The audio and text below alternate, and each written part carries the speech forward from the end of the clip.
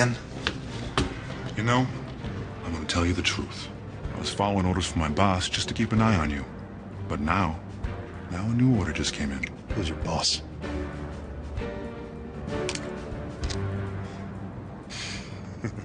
Looks like your time here is up. Miss me?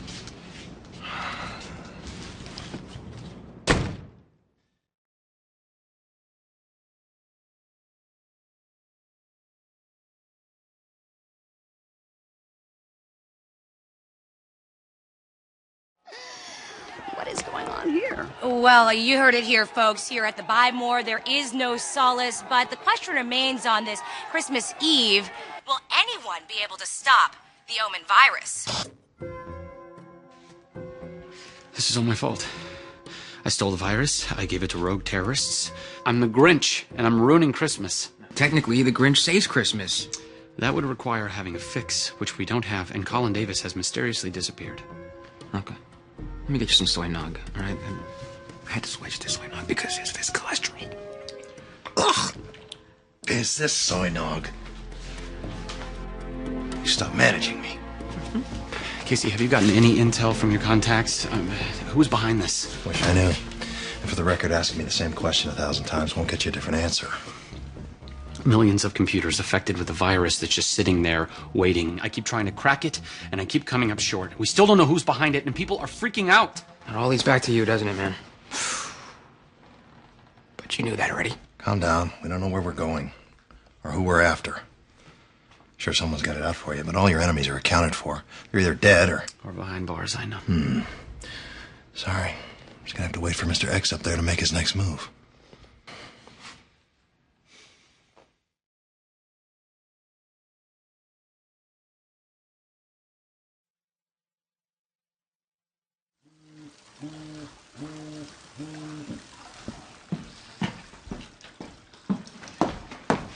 Hey. Hey.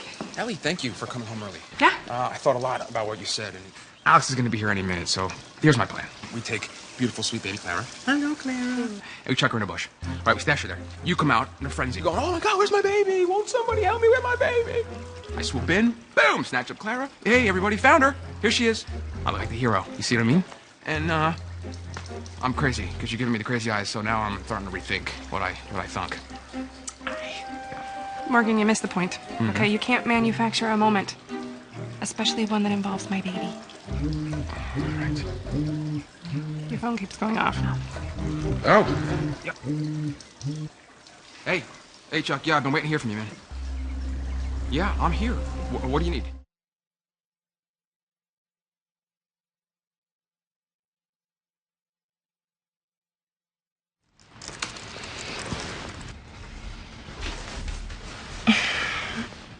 Chuck, I thought you said you were coming to bed.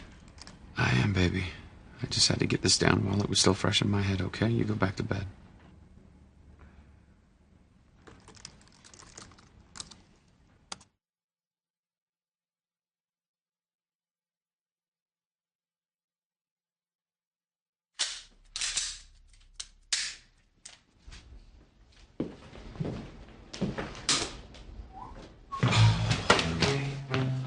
All right, what kind of protection you packing for Miami? Oh, I just thought I'd take my lightweight Kevlar. Full body armor rifle plate's too bulky. Yeah, I hear you. I was talking about sunscreen, though. Because it's a scorcher down there, and I don't want you to burn your nose. Worried about the client, not my nose. Hey. So, just a friendly reminder to bring some sunscreen. Don't want to burn your beak, you know? Why aren't you packing? For Miami, no, I don't want to be a fifth wheel. I kind of feel like this is more of a, intimate little couples retreat. I'm gonna go finish packing upstairs. He's totally gonna forget the sunscreen. He's absolutely gonna forget it. I know. I tried.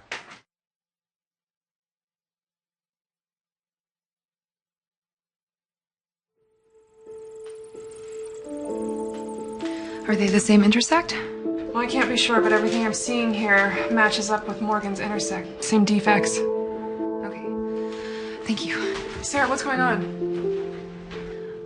Everything's fine, I promise. Thank you for your help.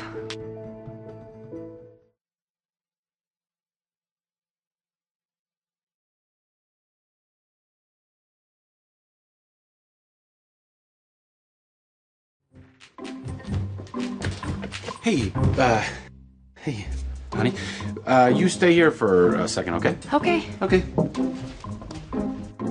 I think he's up to something. Then wait until he goes to sleep to find the glasses. You've waited 5 years for this moment. You can wait a few more hours. I'll make sure he's asleep in no time.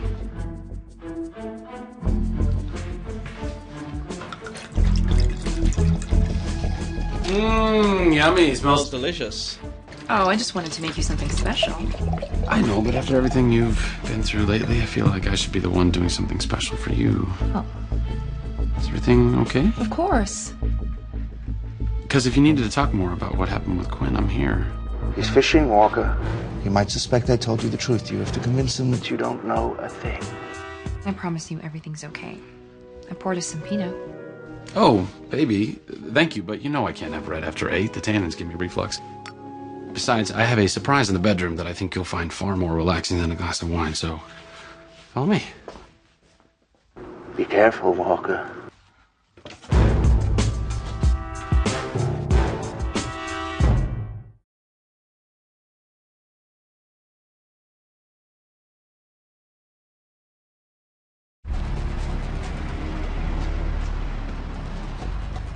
Got a location on Walker. We need to move now. Casey, what are you doing? Ellie said to come alone, and she trusts you. Now, if we bring these guys with us, they may kill Sarah. You may think I've changed, Grimes, gone soft, but I haven't. Our mission is to protect Bartowski. You think I'm gonna let my feelings for Walker get in the way of that? You're wrong, huh? But Sarah is part of Carmichael Industries, okay? Not to mention, John, she is our friend. What are we waiting for? Let's go.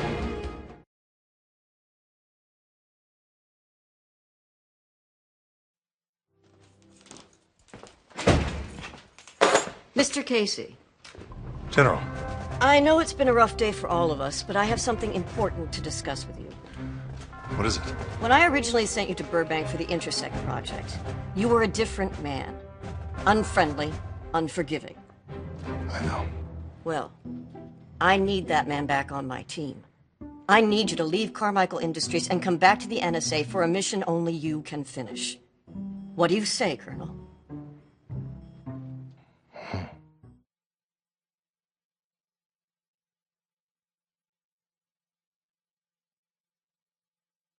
Goodbye.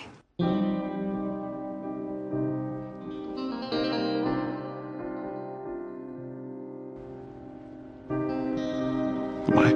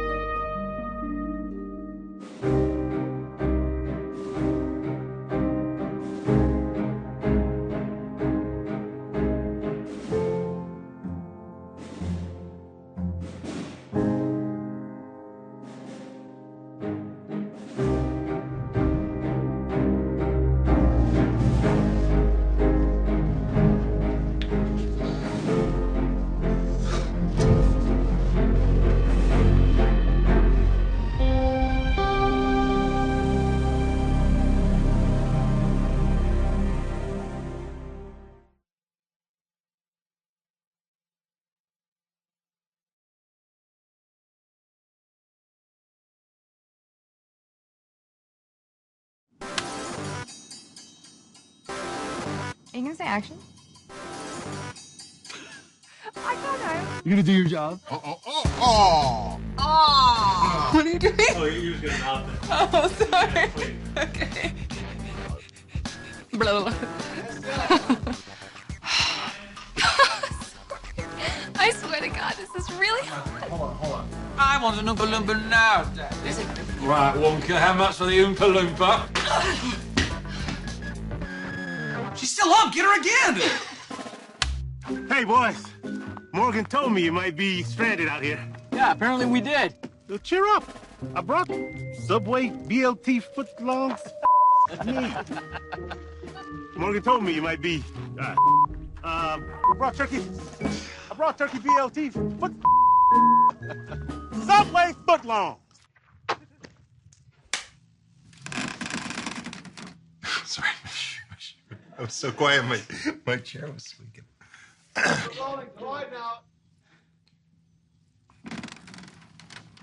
You sure you can keep your mouth?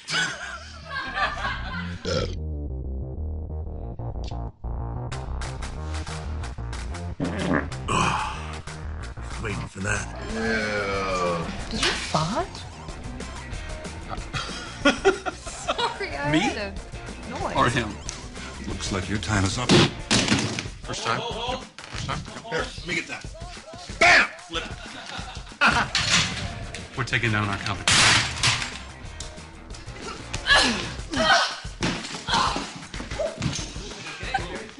This is what I've been waiting for.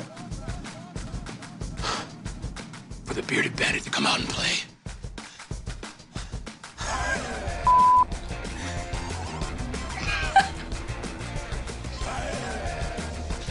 So sorry.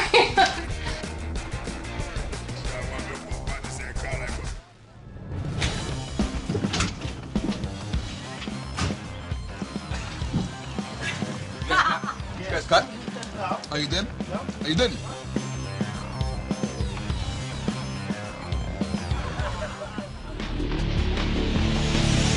Calla lilies.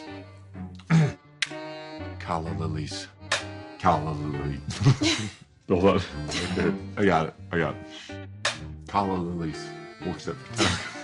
Oh! I got it. Don't even say action. I got it. I'm just gonna go into it. Calla lilies. Sorry. Talking about John Casey. I know it's John Casey. I'm gonna giggles.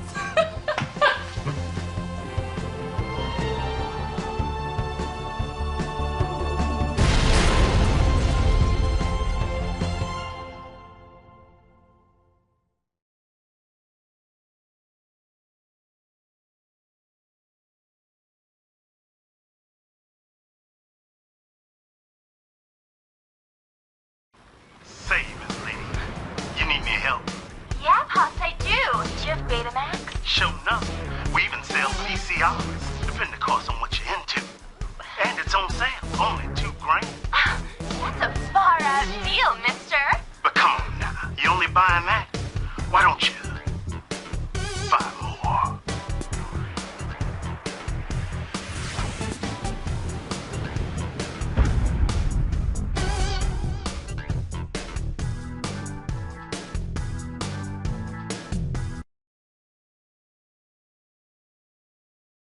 Hello, friends. Sorry if I'm interrupting, but we have something important to discuss. Your electronic needs. If you're in a pickle, why not come on down to your neighborhood Buy More, where a green shirt can help you find your way? So this is more than just a store. This is my second home. It's the 1080p television that I watch the big game on. It's the waterproof radio that I listen to in the shower. It's the industrial blender that I use to make my protein shakes help me look like this all day long. So yeah, I'd say for someone like myself, who's a heart surgeon and a natural athlete, why not buy from the best? Why not? Buy more.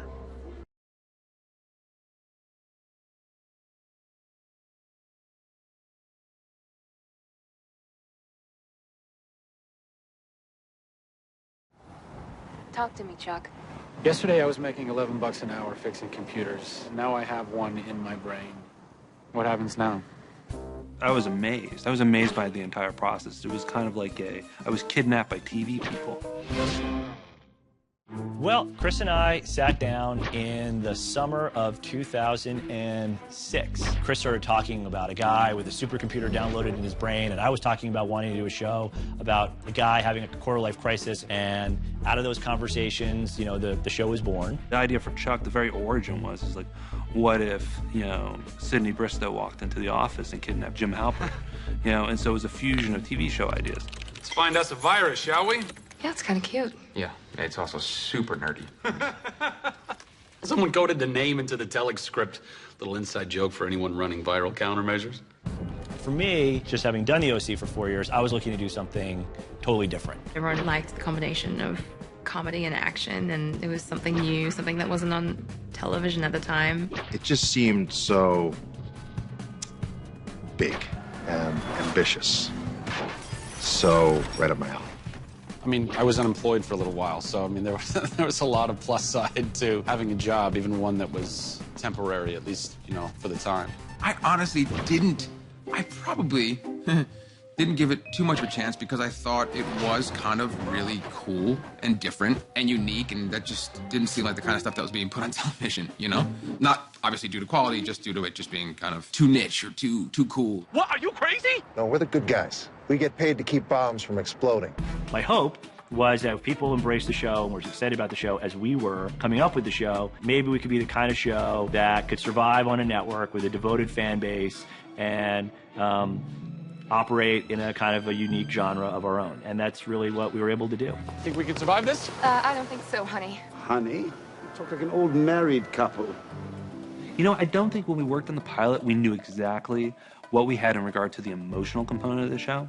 We knew we had a show about a guy who had a quarter-life crisis, but we didn't know the Zach of Vaughn component. We didn't know that we would have like a nuclear-type energy between those two. Chuck, you're our leader. It's a lot of things that made this so unique and special. Most importantly is the family atmosphere that we've had. A lot of that has to do with, you know, finding a cast and a crew that can gel. They have that chemistry right off the bat. I didn't know any of them, and yet we did. We had, you know, from the word go, we all just kind of jumped off, and it wasn't a bad egg in the bunch. 5 years ago, gosh, I flew in from Sydney and I had no idea what I was doing. We were kids then. We were kids. The whole experience of the pilot was just one of my favorite memories of this whole thing, just because it was so new. Everybody had such excitement. Gosh, it was a whirlwind. I can remember showing up to my first day at work, and it's just sort of surreal, and you're going like, holy crap, here I am. Here we go, one more, then we're gonna pop a lens. All I remember is McG being incredibly enthusiastic and me sort of being a little overwhelmed by it all. Right, great, one more time. McG was like, okay, let's get him in here. You ready for this? It's gonna be good. You can do this, we're gonna do that. I love making movies. You know, you just kind of walked away and you just kind of like, yeah! You know, and just, so it was the start of this thing. I was like, oh, this is so cool. Group hug, huh? Okay. Awesome. I had a few lines. I came in for one day and I did 1 or 2 scenes and it was it. And I go, I gotta get another job because I don't see this guy lasting very long. And funny enough, he wasn't supposed to. But I felt like the show was unique and amazing and colorful and had all the elements to make a long run. So I had a good feeling it would be around. I just didn't know if I would be around. I remember reading the pilot script and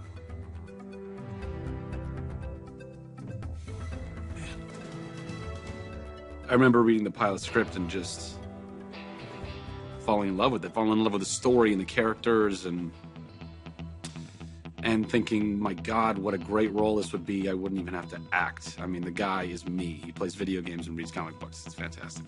And sure as hell, it just continued on and became what it became, and it's unbelievable.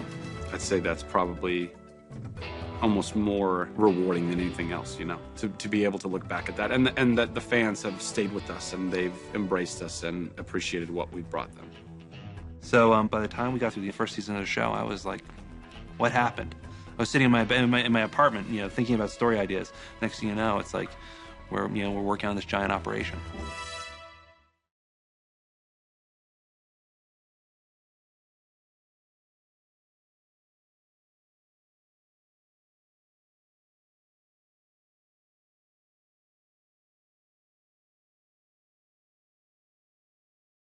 What's up, bro? You want to talk to me?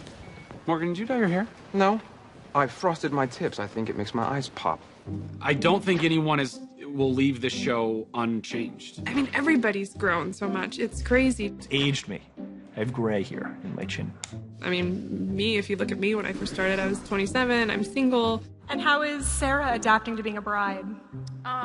Sarah or Ellie? year in real life is not adapting or anywhere close to being right. I have a husband now, I have a baby. I mean, my life has gone complete 180, you know? There was a very interesting time period in everyone's life. We all went from being that kind of quarter-life crisis now to actually getting, figuring out what we want to do, and I think Chuck kind of followed that same course. Well, I think in a way, art mimics life, art mimics life. I've definitely kind of seen the parallels between Chuck and myself as these years have gone on. Chuck's journey was more one where he was sort of the bumbling nerd and didn't really know what was going on, an ordinary guy thrown into extraordinary circumstances. And as Chuck has grown as a spy and just grown in his confidence as a man, I feel like I've done the same kind of, in my own life. When we first started the show, he was still coming out of that skinny guy, young man, and turning into like literally a man before our eyes. I think Zach's maturity level has grown exponentially over the last 5 years. He's going from a young Jimmy Stewart to a Gregory Peck. You don't know Zach like I do then. Because, it's very true. Yeah, like his haircut's changed and he's definitely, Zach looks more like the spy now that he's become than the original, nerdy guy that we started off with, You will never become physically capable. Oh, that's messed up. Don't you think Chuck should shoot a gun at some point? Yes! They think Chuck should be awesome at some point? Yes! I don't know. They write it. I just show up and phone it in. That's true. I think anyone who tells you that they know, how the show is going to end exactly is lying. Something that we kind of had to factor into the show was the idea that we had a guy who was becoming more heroic as we went along. Don't worry about me, just go. Get in the van. Leave me behind! Please leave! And that was, I think, a neat part of the show because it forced us to kind of evolve the characters. That Zach couldn't just play Chuck like he did in season 1. He had to become more of a hero. We can't just leave him behind like that. Guys, please don't leave me behind. I have a plan. He had to, he had to become a man. You are funny, you are smart, you are handsome. Thank you.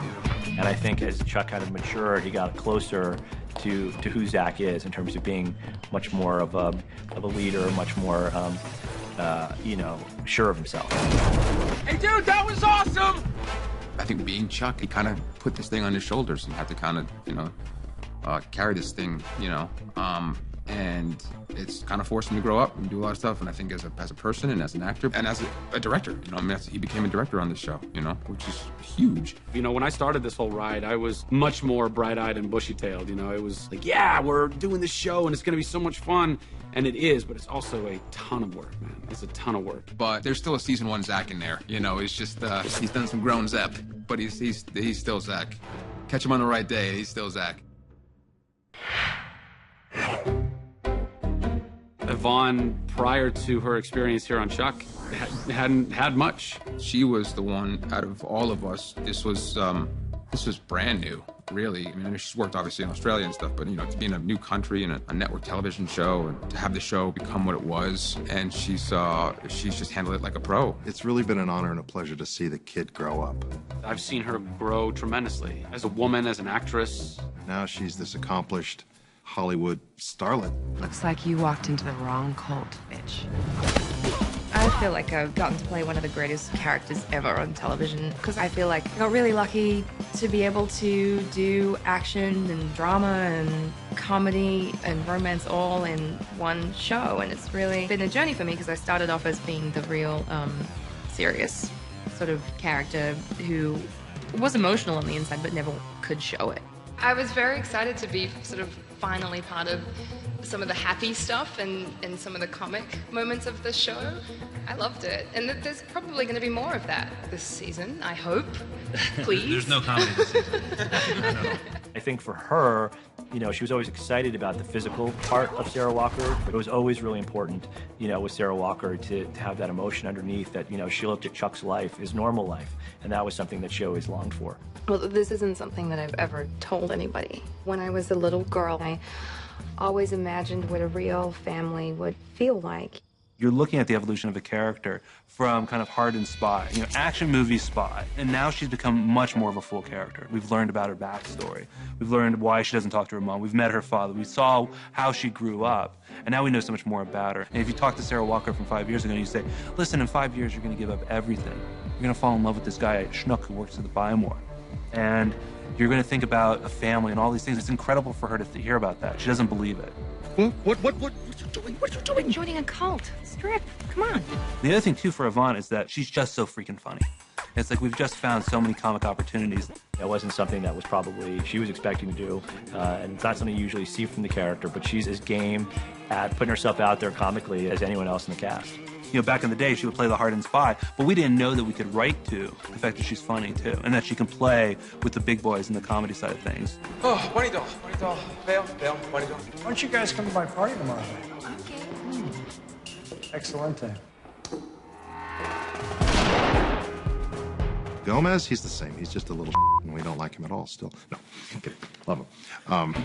I love Josh Gomez has been incredible through the entire process of the show because he started off as this character, you know, essentially the guy that Chuck talked to. Yeah. His best friend. Because when you made a show in 2007, you had to have a slacker best friend.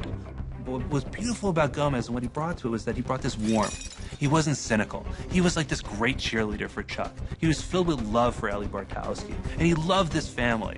And I think that that has been, you know, a part of his character throughout the process. Yeah, in the beginning, Morgan was a little bit of an impediment to Chuck. He was the guy who was always getting in the way.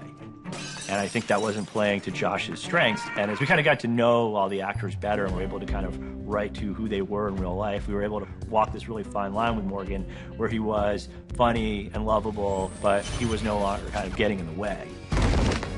Guys, I know Kung Fu. It's so much fun as an actor to kind of get hired to do one thing and then slowly get to play all this other stuff, play in this other playground.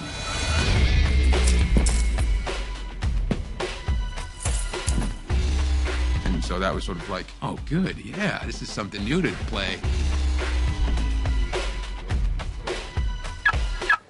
No, don't scuff it, all right, Cabbage Patch? Morgan's a sweet, lovable, loyal friend, and then he gets to be a total douche. And that comes so naturally to me, playing that, so. Mm-hmm. What is going on with you? You smell like the Glendale Galleria. It's Ed Hardy. I'll send you a bottle. You know, he's someone you can really rely on in a scene to give it that little extra sparkle. Mr. Baldwin, you are well known for a series that people here may have heard of, Firefly. We kind of, in the very beginning, put this whole thing on Adam's shoulders because he already had that status, you know, with the people we wanted to be in with, you know. We were like, cool, we have Adam Baldwin on our show, they'll hopefully accept us, you know. And Adam kind of took that upon, you know, he took that on his shoulders. Adam Baldwin is status quo. He came into this show a badass, and he leaves a badass. And I only hope that, you know, the legions of Firefly fans put Chuck, you know, at that level with him. I'm on Chuck now. Have I changed? Well, older. I won't speak for Adam. I don't want to speak for Adam. I don't think, you know, it's like, you know, but I do think for Casey that there's truly been an evolution, but it's a suppressed evolution because he doesn't want to tell anybody that he's changed. Has there been an evolution with Adam and Casey? Isn't he just grumpy all the time? You know, he plays this, you know, the big, gruff, tough guy, but he's a sweetheart. Well, yeah, I guess he's gotten a bit softer in his old age here. He's had a family introduced into his life that he needs to care about more, and it's in some regards weakened his skills, I think, and so there's this struggle to regain them and use them again in missions. His evolution is incredible, maybe the greatest of the entire show, from where he starts in the pilot to where he is today. Casey's, we don't like to open up, make ourselves vulnerable, because when someone does rip our heart out and stomp on it right in front of our eyes, it can be like the worst torture of all. Casey has softened over the years, and so has Adam, because he likes to be the tough, you know, tough guy. I'm the big man on set. So I think he has less of that now. He's just a big teddy bear, really. He pretends to be tough. You really think I've changed? He still calls me moron, and you know, I think numbnuts is just one of his other favorite things. That's all real. On or off the camera. That's, you know, face palm once in a while. But no, he's great. Is Casey Morgan's cologne? Unfortunately. Every character's an evolution. Just in 5 years of the show, it's allowed us to explore all of our actors and see their warm side, as well as their scary side, as well as those strong, big emotions. Oh, no, you did not. Yeah, you don't leave here unchanged. You don't leave here without having grown. And I think we're all better off for it. And yeah.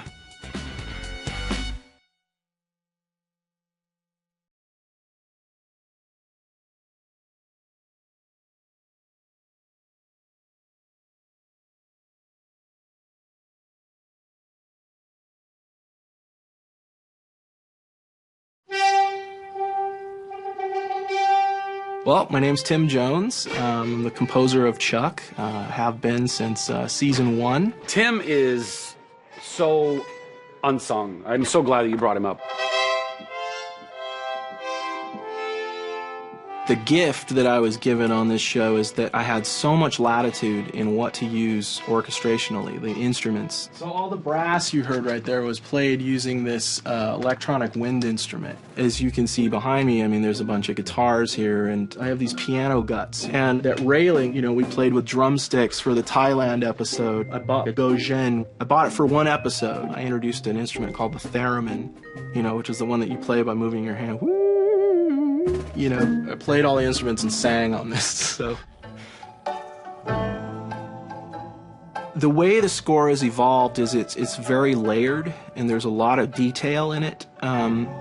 A lot more like you would find in a feature, I think. First of all, the show has a variety of tones, right? So it's a comedy, it's an action thriller, it's a coming-of-age romance, it's a workplace comedy. There's so many different tones that we're balancing. So the first thing Tim was able to do is really come up with a sonic palette that tied all of those tones together and made the show feel coherent. It's all about the tone, you know? It's really about being able to hit the comedy, but with, you know, and then go right into an action scene that then has some emotional content to it.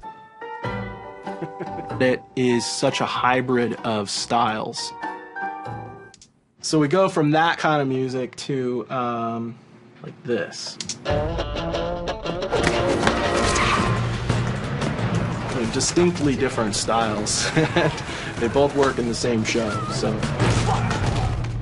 Tim was also able to write score that felt big and cinematic and was reminiscent of big summer action movies. Essentially, he can give us the John Williams, the Hans Zimmer.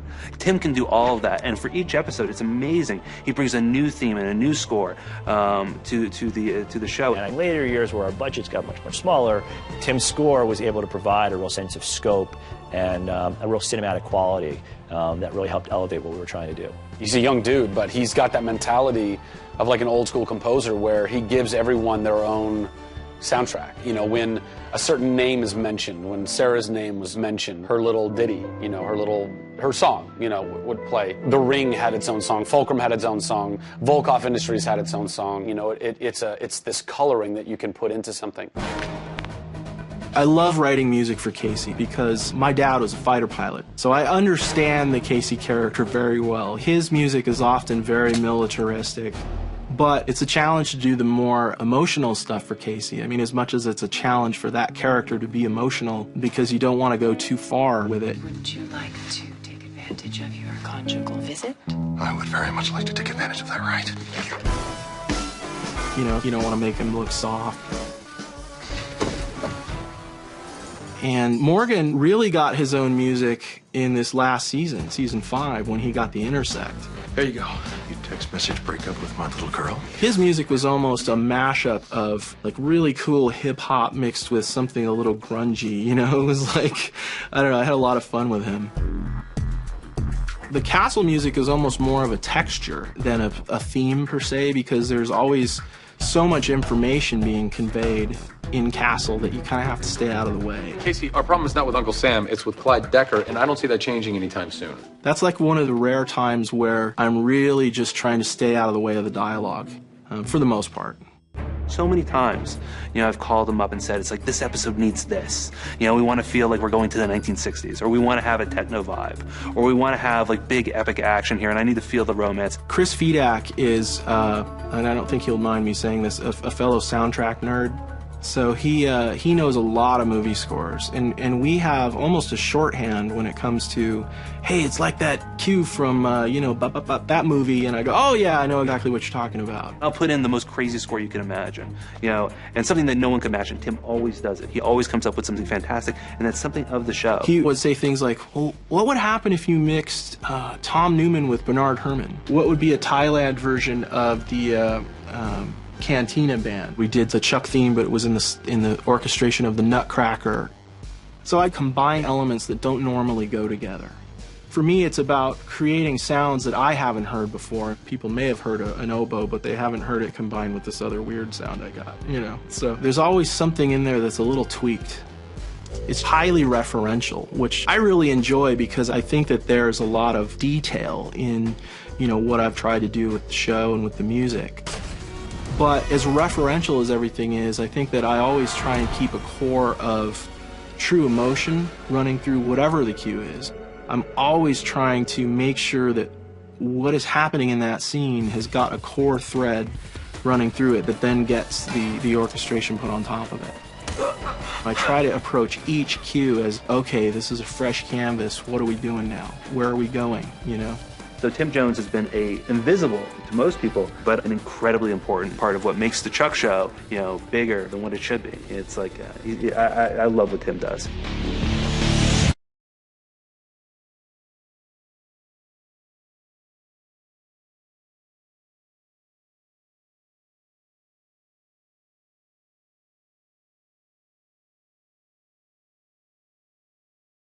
Hello, Comic-Con! Thank you for coming out and supporting us here at Chuck. The fan base on Chuck has been something that's been overwhelmingly uplifting. I feel like we're still here 5 seasons on because of the fans. Well, I've always said that our fans really broke the barriers of being fans. Well, what haven't they done? I mean, I think that might be more appropriate. It's like this lightning in a bottle thing that I don't know if I'm ever going to get that again. I've been in this business since I was 14, and I've never experienced anything like it. I mean, I've never been a part of anything like this in my life, and I never expected to have fans. I mean, it was such a overwhelming and welcome surprise for us all. Other shows have found more, whether it be critical success or rating success or longevity, but I don't know if they've ever experienced the reaction that we've had. There's that kind of old adage of, quality over quantity, and I think that pertains to our fan family very accurately. It's been a connection that's been there from the beginning. First up, the star of the show, Zachary Levi. We went to Comic-Con before our pilot ever aired. Well, I remember the very first time we went up to Comic-Con to present the show, and we were like, is anyone going to come to see the show? No one knew what the show was. And we screened the pilot, and people started laughing. They started having a great time. It was an incredible experience. It was and still is magical, and I don't use that term lightly. Did you guys like it? The word of mouth from that initial screening really got the ball rolling and kind of set the template for this fan involvement and support of the show. It just sort of kind of knocked down that barrier, that thing that's like, well, we're up here on this stage and you guys are down there and whatever. It was none of that. The direct contact, the direct support, the direct love and passion of these fans is like, it's truly felt throughout our whole cast and crew. I'm so, ridiculously happy to be here right now. Thank you so much for liking it so much. Oh my gosh. I almost want to cry. But I'm not. They are so passionate. This show has lit a fire in them, this unique, quirky, lovely fire, to the point where they will do whatever it takes to try and keep it around, so valiantly. They've done all these Twitter campaigns and subway campaigns and all this stuff. Their dedication and their time and their creative ways of keeping us employed, we owe everything to them. My job doesn't suck, people. I mean, I don't know what to say. When you have the best fans in the world who will go and start grassroots campaigns and stay with you through thick and thin and believe in you as a cast and as a crew. From the bottom of our hearts, thank you. Because the Comic-Con, it's the heart of the show. It's the fan heart of the show, and this show would not have been here without you guys. So, thank you. It's been a really, really close relationship between show and fans. I think that was very unique, I mean, I think it's amazing. I think we live in a new age where essentially there's immediate communication between people watching the show and the people that make it. It's really grown to be such a community, and we've gotten to know over the years our fans, and I think now that Twitter is available, we're sort of closer to them because of it. It gives us a way to communicate with them. Twitter has allowed fans an incredible access to cast, to producers, to writers, and other fans, fellow fans, to kind of campaign for certain things, Hashtag Not a Nielsen Family did pretty well, I think, in that regard. They started a campaign on Twitter of like, I'm not a Nielsen family member, but I still want to be counted, so that all the sponsors of our show would notice that there were hundreds of thousands, if not millions, of people out there that were not Nielsen viewers, but were still watching the show and buying their products because they were on the show. They were instrumental in helping convince the powers that be to let us continue. The thing that will always stand out in my memory is, going into the end of season 2, I was told, this is it. Like, it's probably over. And they actually announced their schedule for the fall, and we weren't on it. And I was told, well, that doesn't mean you're canceled. It just means that there might be a later schedule that you're on. And in that window between when the schedule was announced and we weren't on it, that's when the whole Subway sandwich fan uprising took place. That was and still is the smartest, renewal campaign I've ever seen, be it from a fan or a network or a studio or whomever. So, how much did any of you actually expect to be back here? Is Wendy Farrington here? Well, does everybody here know who Wendy Farrington is? Well, you're gonna. Wendy Farrington is most famous for having created the Subway campaign, which had to do with our fans essentially going to one of the people who had a product integration on the show, which was Subway, and saying, we're going to buy your sandwiches on the night of the show, and we're all going to go do it. It was, look, shows are run on advertising dollars. Patronize the people advertising on that show. People took to the blogs. People started literally going to Subway to buy sandwiches. Zach was in London, and he was like making sandwiches for thousands of people lined up there. And then we came back and premiered higher than we'd ever premiered before. I don't know if it was the linchpin of why we came back, but I know that it resonated. I know that it resonated with Subway. I know it resonated with Warner Brothers and NBC. And it certainly made everybody kind of go, whoa. This show has a lot of love behind it. There's a lot of love behind this show. I mean, the whole thing was just extremely moving and inspiring and powerful, and that's more than anyone could ask for, and for that I'm extremely grateful. I hope that you guys all continue to love it, and I hope that we continue to give you a product that you guys continue to love. I mean, we're here because of you guys, so. Couldn't have done it without you guys. That's the key.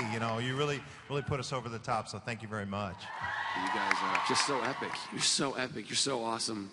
Every single one of you. I love you too.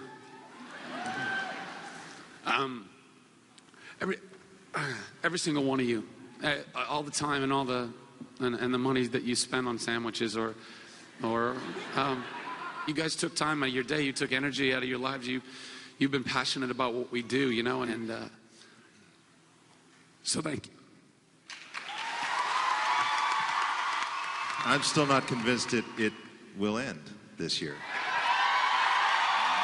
So in other words, we got to still eat all those Subway sandwiches. Yes, keep eating Subway. Okay.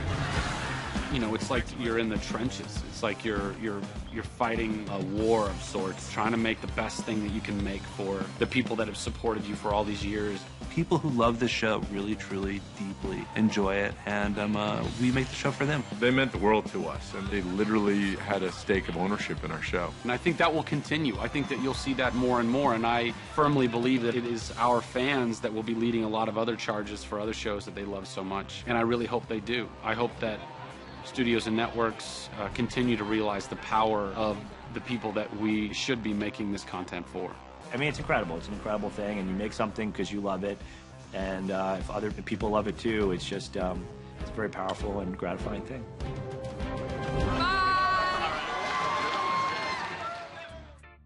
Hey guys, Josh Gomez. I've said it before, and maybe not to you specifically, but thank you so much. I would like to say to our fans, I am so grateful to have you in my life and in the Chuck family. You are the best. You're the greatest. Well, we get to do this because of you, fans out there, and We really couldn't have done this without you.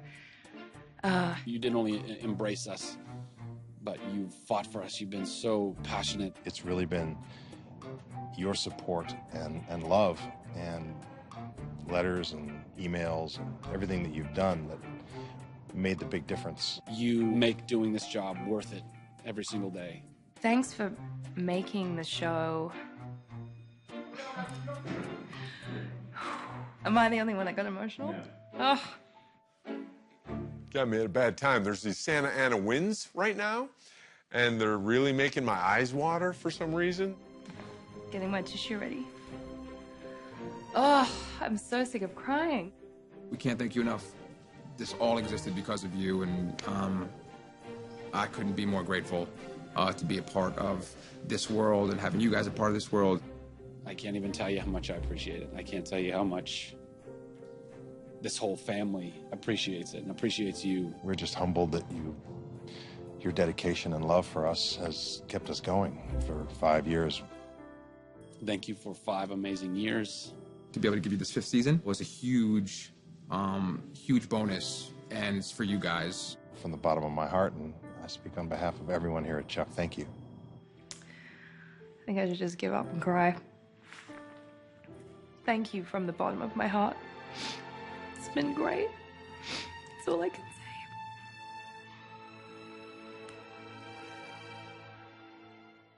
say.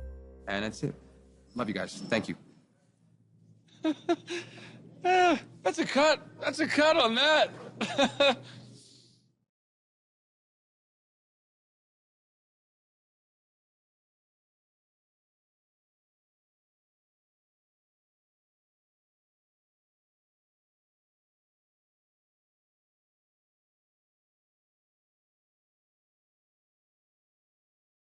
We are at the end, my friends.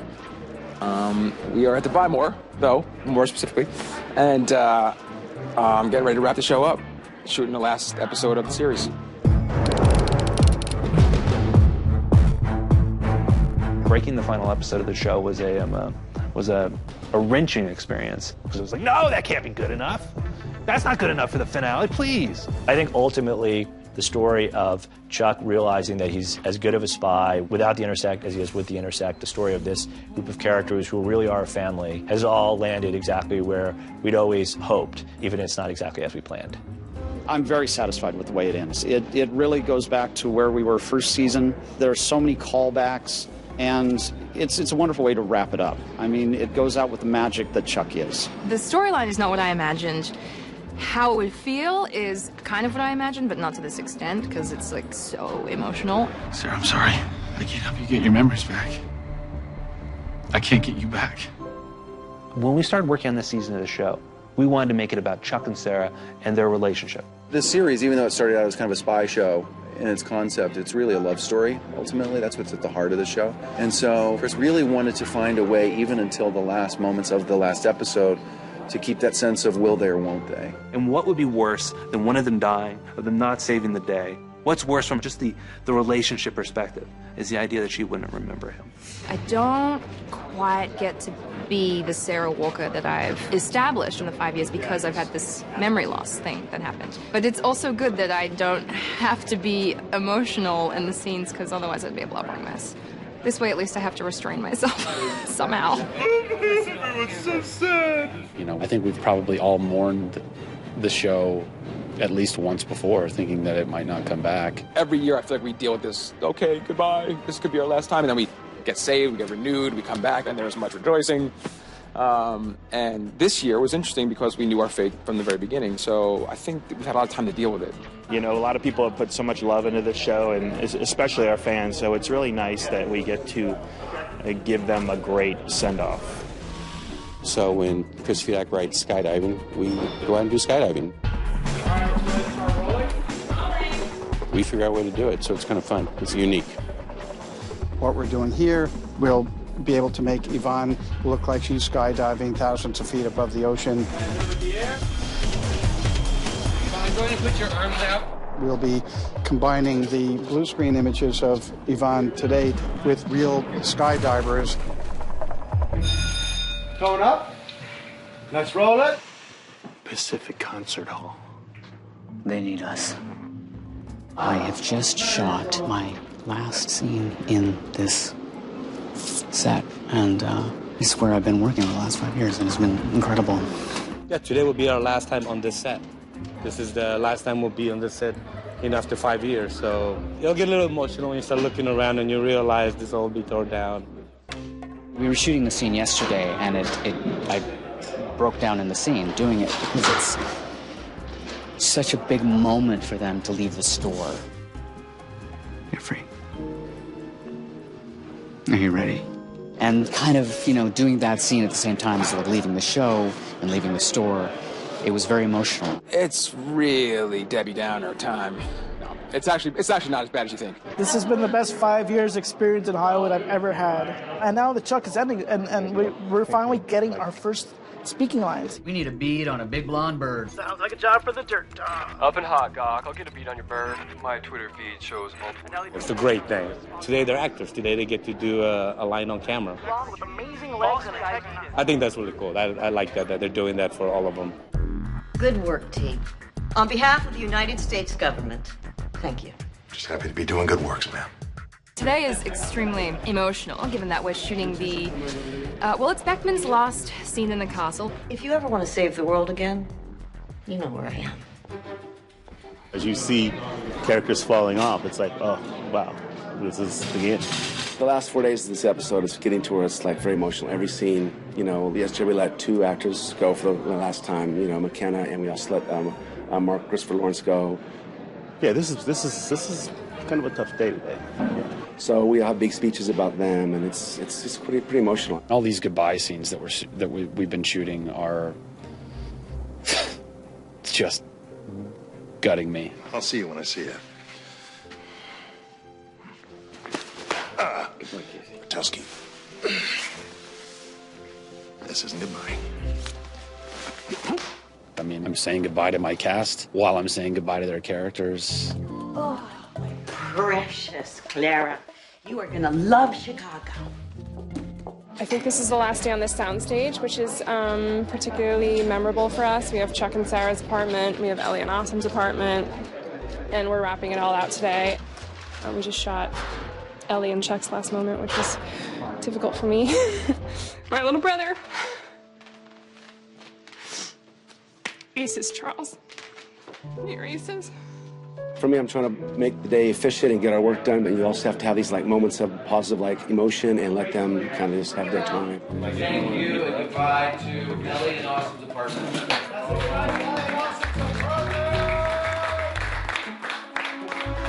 Caught me at the worst time possible because I just came off of saying goodbye to my apartment, and we had this big farewell scene, and we're moving to Chicago, and all these imaginary emotions are getting confused with real ones. It's crazy. I don't know, I thought I was going to be able to hold it together, honestly, and I pulled onto the lot today, and I got out of the car, and I looked around, and I got a little lump in my throat. Everyone is crying all the time. Just a total joy to be here, I tell you. Just, pools of tears.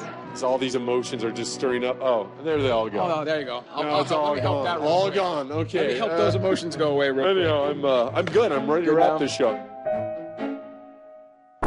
So we are backstage, about to do our final Jeffster performance ever. How are you feeling, my friend? Very nervous. Me too. It's very emotional. This is our final Jeffster. Let's rock this out. Let's rock it out. All right, buddy. Thank you, guys. Thank you. We love you. Mark. Seymour. All right, here we go. And camera and playback. We've had so much fun, and I think that's part of the show's success. I think they see that chemistry,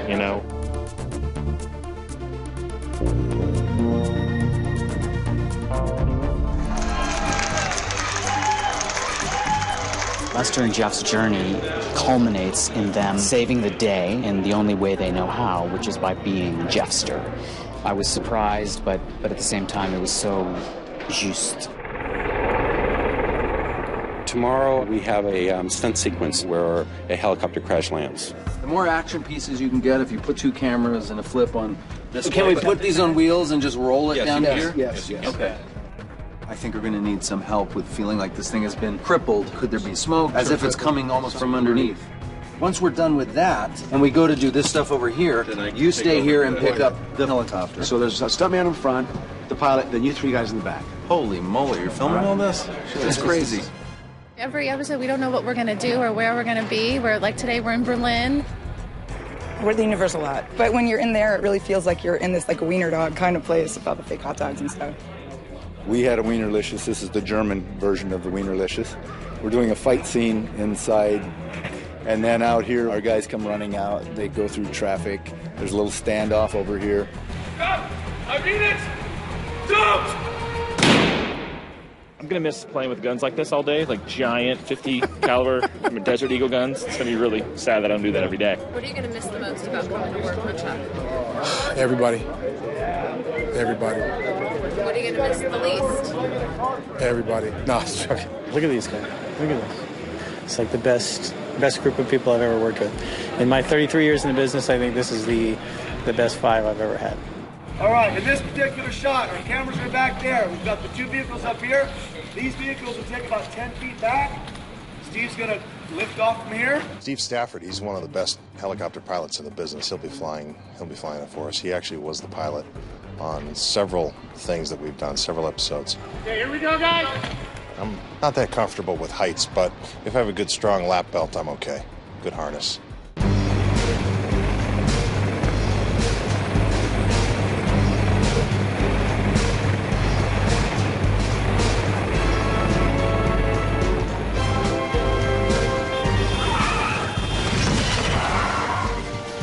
You shut down my helicopter with my own damn gun! Hey, cut! Cut! Nice job.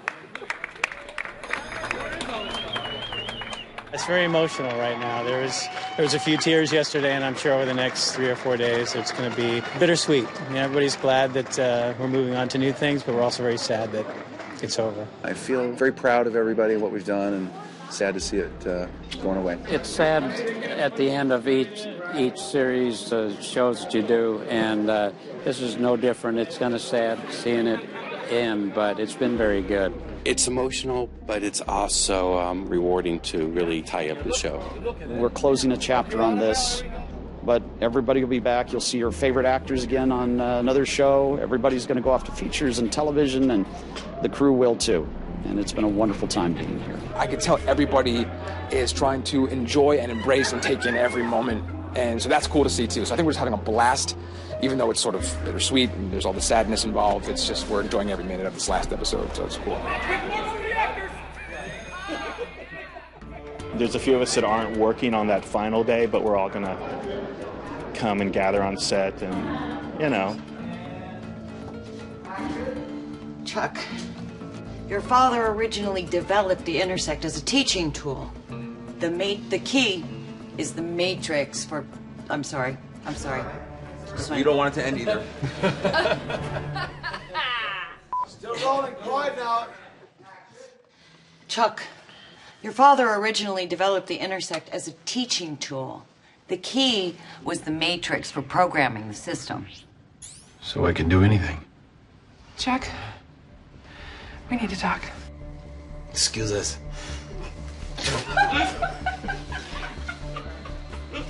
Hey, cut!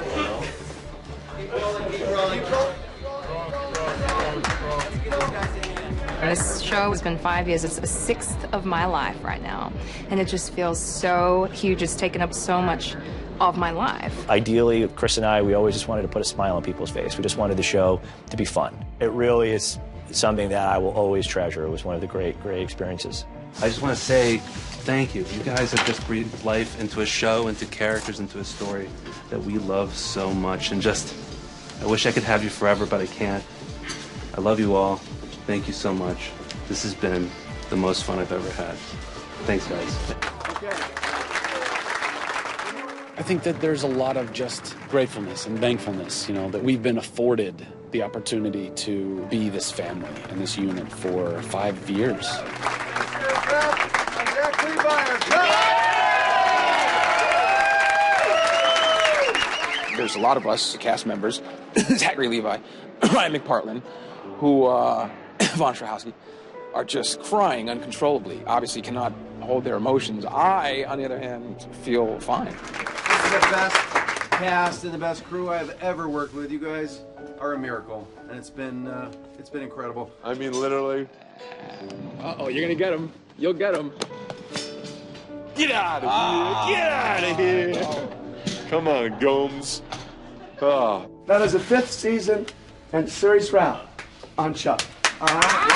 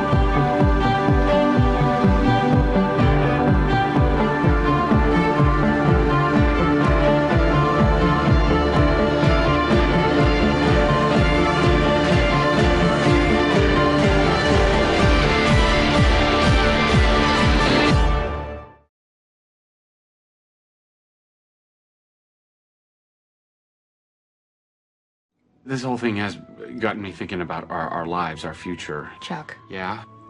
you're spiraling. In another 5 years, I mean... Oh, man. I should have thought about this before. I knew I'd get asked something like this. I never think too much about where the characters are going to be once the show is over. I mean, for me, I like the audience and the fans to be able to predict and project where they think the characters are. We always wanted to do a show about a team, and so I think that that team goes on and has adventures. I believe that at the end of the episode, when Chuck and Sarah kiss, they're well on their way back to their life together again. I just need you to know that wherever you go, I'll always be there to help you. There's the version where she has kids with Chuck and quits the spy life. And maybe their kids end up getting into the same kind of line. It's kind of up to the Bartowski family to protect our world, not just our country, but our world at the end of the day. We're doing good. We're doing good. We got a solid team. We just need a little more time to get our feet on solid ground. Chuck and Morgan and Sarah probably are running some sort of version of Carmichael Industries, like a sort of a lot less dangerous version, you know? Or they just keep putting themselves in dangerous situations. Maybe there's a bit of adventure and fun in a kind of Alfred Hitchcock type way. Probably still in contact with with Casey. I'll go to Disneyland. Casey, you're up. I imagine him having his own rifle range. I have a goatee, definitely a goatee. I know that he's training law enforcement people how to shoot guns. I also think he owns a comedy club at night, and he likes to do a little improv. Guy, with your skills, Casey, you got to be raking it in. And if all goes according to plan, Morgan and Alex will have tied the knot. And you're... Happy that we're finally taking this nice giant step, and... It's okay. Or you're gonna shoot me. Maybe I get to walk her down the aisle, and maybe not live too far away from the little Grimeses. Is that the plural of Grimes? Grimeses? Grimeses. A couple of bearded babies, you know, twins. One girl, one boy, both bearded. That's probably what he's throwing out there in the world. It's just trippy. And you know what? If it all goes south, well, we still have Bymore. Back at the Bymore again. Somehow it all comes full circle, and he's now single again, and his bearded children have left him, and he's working at the Bymore. Heartbreaking, isn't it? I think that Ellie and Awesome would probably be roped into the spy world on an international level now. I think Ellie and Awesome go to Chicago and take Chicago by storm. Babe, I think we're being wooed by Midwesterners. Are we really considering this? Captain Awesome has no idea how to be a Chicagoan. They'll have more awesome children, and then they'll be awesome grandparents. Ah, Grandpa. Oh, shucks. And everything will be picturesque and perfect for the two of them. Okay, Clara, let's go, honey. Oh, 5 Come more on, minutes. Claire. Thanks, Five Bella. more Come on. minutes. Yeah, thank you. My biological clock is tick-tocking. I think that Jeffster in Germany is perfect. I mean, if Hasselhoff can make it, of course Jeffster can. You want us to leave this store? Right now, women and men will adore you. Women and men? Yes, come with me. One of the things that we didn't have time to do, but I always wanted to do, was to make Vic and Scott the Qs. That they would become the Q team on the show. Where are we going with this? They would actually, be there coming up with new technology for Chuck and Sarah on their missions. I knew it! Jeffrey! Jeffrey! I think we got a problem. Yeah, I'd call it that. That's it. Pretty much just same old, same old. I don't know. We'll see when the movie is made what happens, you know.